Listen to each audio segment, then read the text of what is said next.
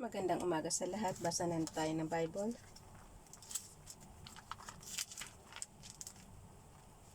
I-schedule natin.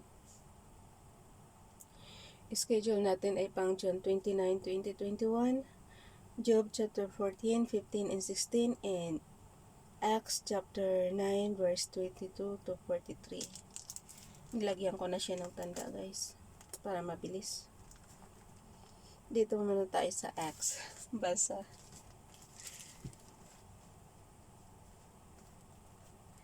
After sa 22. Yet Saul grew more and more powerful and baffled the Jews living in Damascus by probing that Jesus is the Christ. After many days had gone by, the Jews conspired to kill him. But Saul learned of their plan. Day and night they kept close watch on the city gates in order to kill him. But his followers took him by night and lowered him in a basket through an opening in the wall. When he came to Jerusalem, he tried to join the disciples, but they were all afraid of him, not believing that he really was a disciple. But Barnabas took him and brought him to the apostles. He told them how Saul on his journey had seen the Lord, and that the Lord had spoken to him, and how in Damascus he had preached fearlessly in the name of Jesus. Sa verse 28. So Saul stayed with them. Wait lang, guys.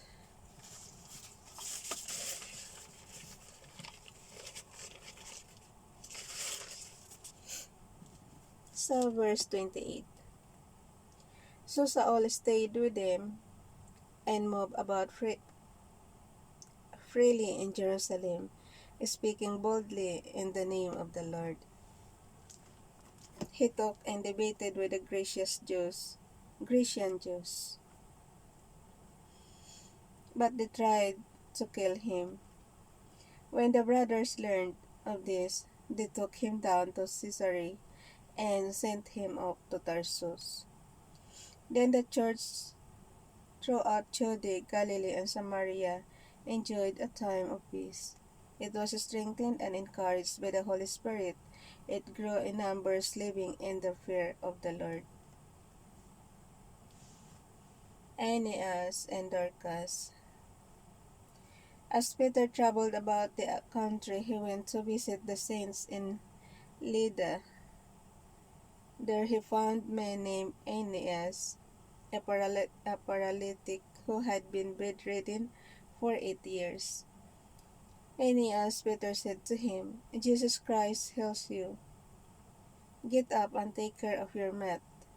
Immediately Aeneas got up. All those who lived in Lydda and Sharon saw him and turned to the Lord. Ganon talaga pag makakita ka ng miracles. Maano ka talaga. Kumbaga sa ano guys, sa hanga ka, diba? Tapos yun, susunod ka na, followers ka na. Anong verse ito? 35. So, dito na tayo sa 36. In Joppa there was a disciple named Tabitha, which when translated is Dorcas. Tabitha means Dorcas daw, guys. Who was always doing good and helping the poor. About the time she became sick and died, and her body was washed and placed in an upstairs room. Lydda was near Joppa. So when the disciples heard that Peter was in Lydda, they sent 2 men to him and urged him, "Please come at once." Peter went with them, and when he arrived, he was taken upstairs to the room. All the widows stood around him, crying and showing him the robes and other clothing that Dorcas had made while she was still with them. Peter sent them all out of the room. Then he got down on his knees and prayed. Turning toward the dead woman, he said, Tabitha, get up. She opened her eyes and seeing Peter, she sat up. Nabuhay ni Peter yung si Tabitha. Di parang si ano lang to guys, naalala nyo yung kapatid ni Mary. Sino ba yun? Sino ba yung namatay na guys? Lazaro ba yun? Si Lazaro, binuhay rin yun ni Jesus, diba? Nakaliping na. So, ibig sabihin, nung araw, kahit disciples ka, makakapagpabuhay ka ng patay, ganun. Peter, ulitin natin sa yung verse 40. Peter sent them all out of the room. Then he got down on his knees and prayed. Turning toward the dead woman, he said, Tabitha, get up. She opened her eyes, and seeing Peter, she sat up. He took her by the hand and helped her to her feet. Then he called the believers and the widows and presented her to them alive. This became known all over Joppa, and many people believed in the Lord. Peter stayed in Joppa for some time with a tanner named Simon. So, mabuti hindi siya kinukompare kay Jesus. Kasi si Jesus nakakapagpabuhay din ng patay. Yung si Lazaro nga, di ba? Naalala ko lang din yung story ni Lazaro. Yung ngayon si Tabitha naman, ang nakapagpabuhay naman ay si disciples Peter. So, sa panahon natin ngayon guys, sino ang makakapagpabuhay ng patay? Tanong lang po yun sa mga expert. Baka sakali pag magsulat ulit ng libro, di mailaga na yung panibagong generation namin. Yan, ayun kang kasali ulit tayo. Hindi naman tayo dito nga sa old, hindi tayo kasali eh. Ngayon pa kaya. So, dito na tayo sa Job chapter 14, 15, and 16. Mayroon na ba kayo nabalitaan ngayon na sa panahon natin na patay na, nabubuhay pa? Binubuhay pa? Wala, diba? Pero nung araw, ganun sila. Nakakapagpabuhay sila ng patay. Dito tayo sa Job 14, 15, and 16. Basa. Man born a woman is a few days and full of trouble. He springs up like a flower and withers away. Like a fleeting shadow, he does not endure. Do you fix your eye on such a one? Hindi, kasi sa panahon natin ngayon guys, di ba may COVID-19? Pagalingin lang ang COVID-19, sapat na. Hindi na natin kailangan na makakita ng binubuhay na patay. So, pagalingin lang yung lahat ng COVID-19 ngayon is miracle na sa atin yun, di ba? Ang dami-dami na kasi, tsaka masyado ng abala yung COVID-19. Pero mo COVID-19, 2021 na tayo, magto 2022 na, sobrang expired na. Sobrang expired na ng COVID-19, ayaw pa. Dapat tanggalin na yung COVID-19 na yan. Do you fix your eye on such a one? Will you bring him before you for judgment? Who can bring what is pure from the impure? No one. Man's days are determined. You have decreed the number of his months, and have set limits he cannot exceed. So look away from him and let him alone, till he has put in his time like a hard man. At least there is hope for a tree. If it is cut down, it will sprout again, and its new shoots will not fail. Its roots may grow old in the ground, and its stump die in the soil. Excuse me. Tumitigab-tigab na naman ako. Yet the scent of water it will bud and put forth shoots like a plant, but man dies and is laid low. He breathes his last and is no more, as water disappears from the sea, or a riverbed becomes parched and dry. So man lies down and does not rise, till the heavens are no more. Men will not awake or be roused from their sleep. If only you would hide me in the grave, and console me till your anger has passed. If only you would set me a time and then remember me. If a man dies, will he live again? Oh, kababasa ko lang eh. Si Tabitha binuhay ni disciple Peter eh. So, nakalagay kasi dito guys sa verse 14.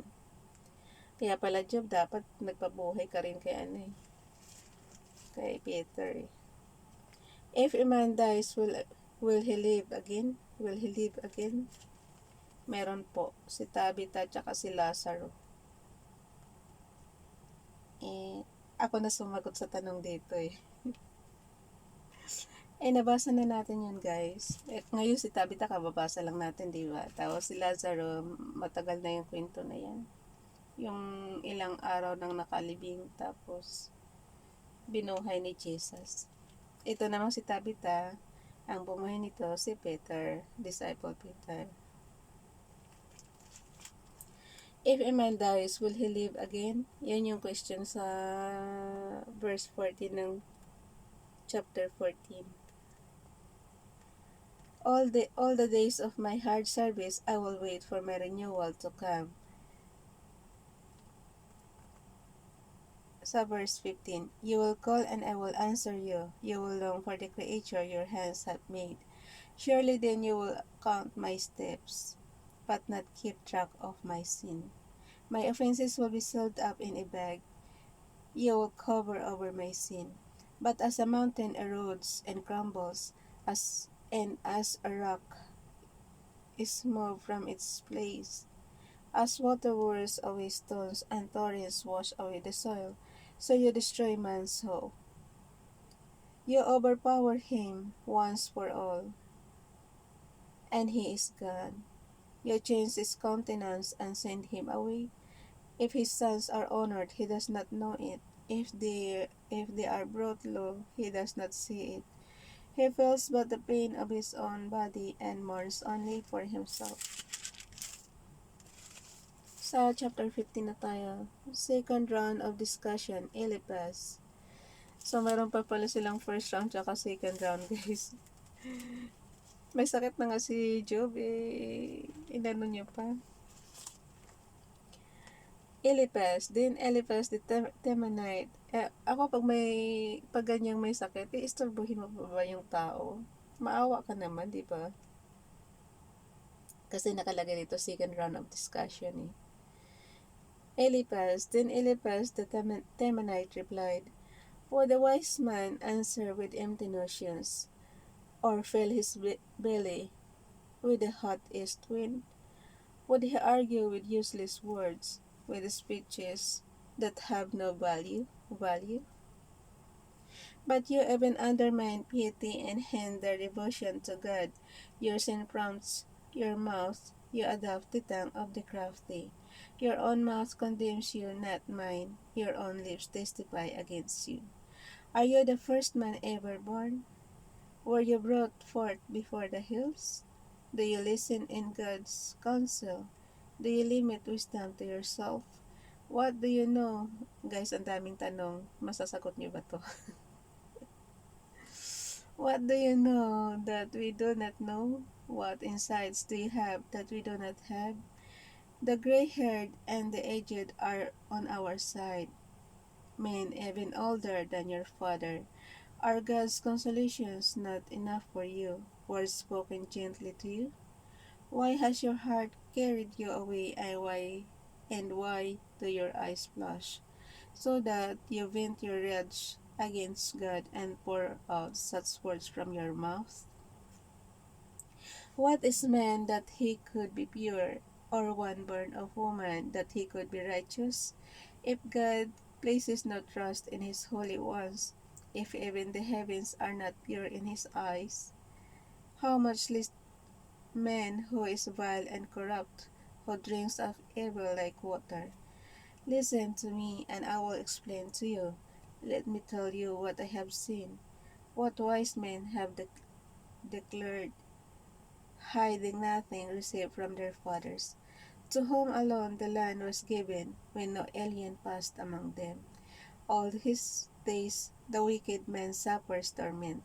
The ruthless through all the years stored up for him. Terrifying sounds fill his ears when when all seems well. Marauders. Ay, hanapin nga pala natin yung marauders. We forget na kahapon yan. Ano ba yung kahapon, guys? Marauders, and mag-google muna tayo. Marauders. Ganyan talaga. Pag hindi na maintindihan, google lang katapat. Spelling, marauders. M-E-R-U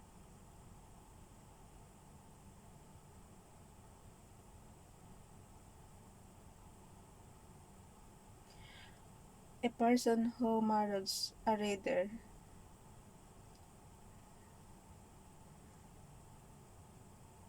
Hanapin natin ang maraud. Kasi marauder eh. So, hanapin natin ang maraud. A person daw ang ibig sabihin yan. A person who married, ano? So, hanapin natin ang maraud. Go about in search of things to steal or people to attack. Oh. Similar siya sa plunder. So, yan ang ibig sabihin ng marauders. When all seems well, marauders attack him.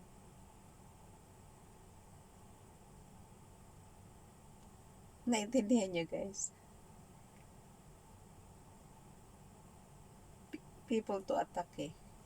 So, dito naman tayo sa, ano pa yung isa kahapon? Havoc, di ba? Havoc.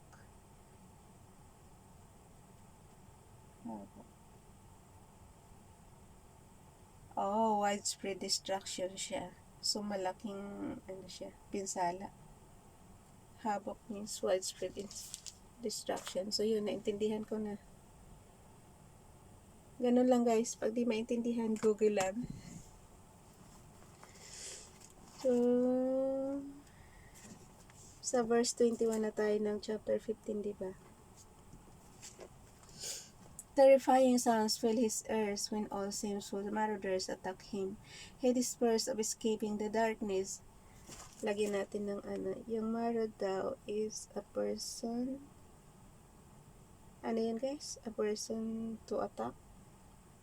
Yun. Basta yun na yun. Pag di nyo ulit maintindihan, balikan nyo ulit si Google. Okay. Here this verse is wait lang.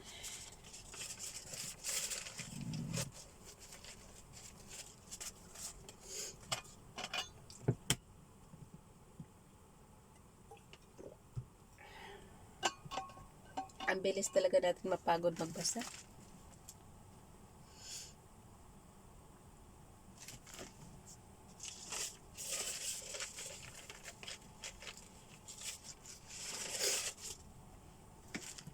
Ulit sa verse 21. Terrifying sounds fill his ears. When all seems well, marauders attack him.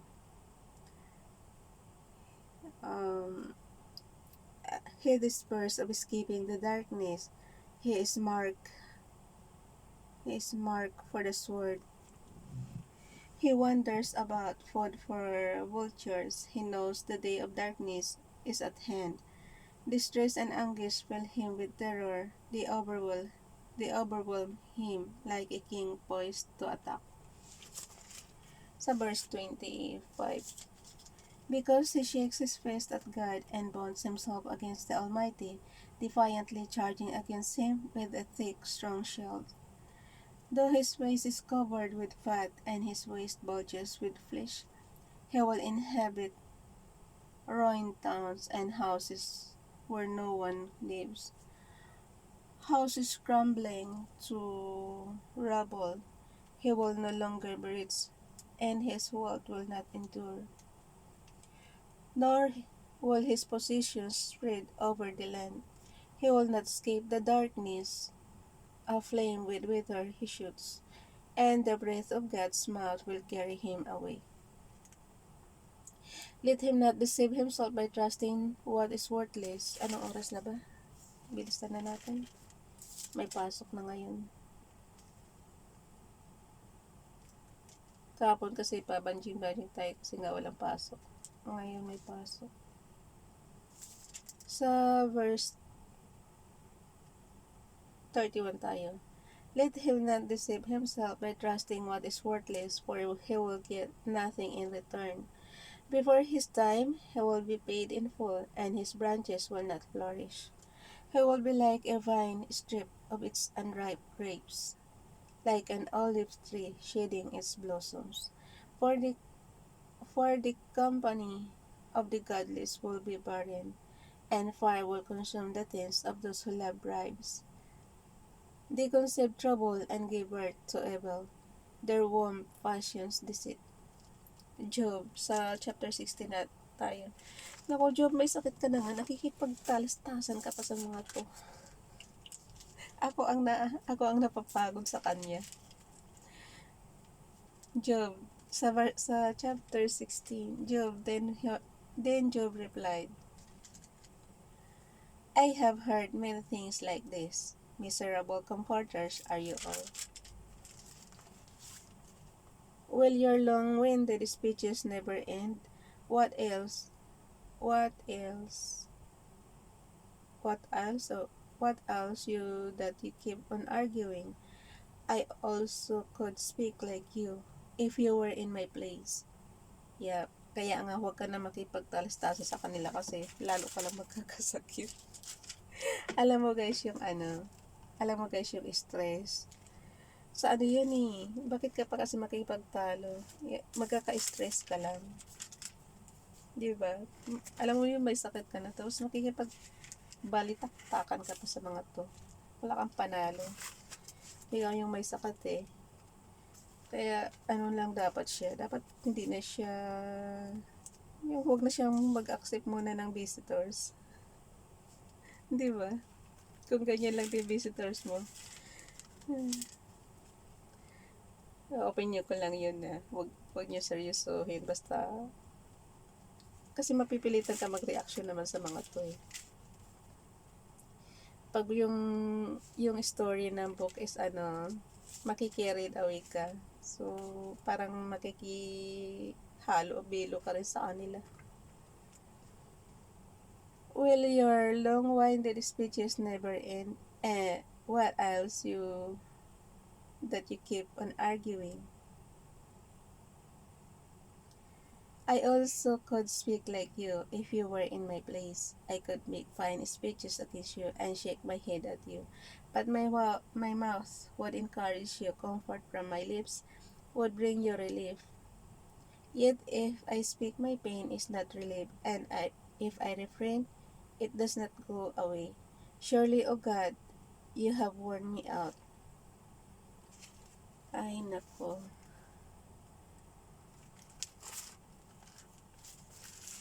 Nangalay na sarap.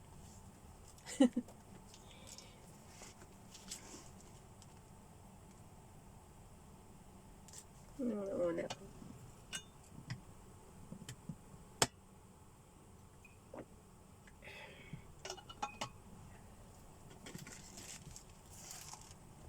Ang bigat rin ng Bible guys, baka kala nyo.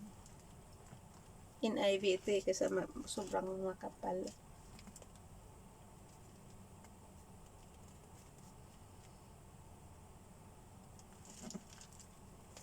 Saan na ba tayo? Balikan nga natin yung verse 5 ng chapter 16.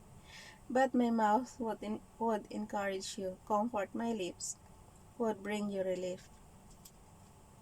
Yet if I speak, my pain is not relieved, and if I refrain, it does not go away. Surely, O God, you have worn me out. You have devastated my entire household. You have bound me, and it has become a witness. My gauntness rises up and testifies against me. God assails me and tears me in his anger. and Genesis hisseth at me. My opponent fastens on me, his piercing eyes. Men open their mouths to jeer at me. They strike my cheek in scorn, and unite together against me. God has turned me over to evil men, and thrown me into the clutches of the wicked. All was well with me, but he shattered me. He seized me by the neck and crushed me.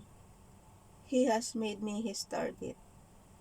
His archers surround me without pity. He pierces my kidneys and spoils my gall on the ground. Again and again he bursts upon me. He rushes at me like a warrior. I have sewed, I have sewed sackcloth over my skin and buried my brow in the dust. My face is red with weeping. Deep shadows ring my eyes. Ang kawawa din siya talaga si si Job. Ulitin niyo yung verse 15, guys. I have sewed sackcloth over my skin and buried my brow in the dust. My face is red with weeping. So, wala siyang ginawa kasi kundi, huwag ka na kasing umiyak. Mamumula nga yung mukha mo, hindi lang mata. Buong mukha na. Diba guys, pag tayo umiyak, ganyan din.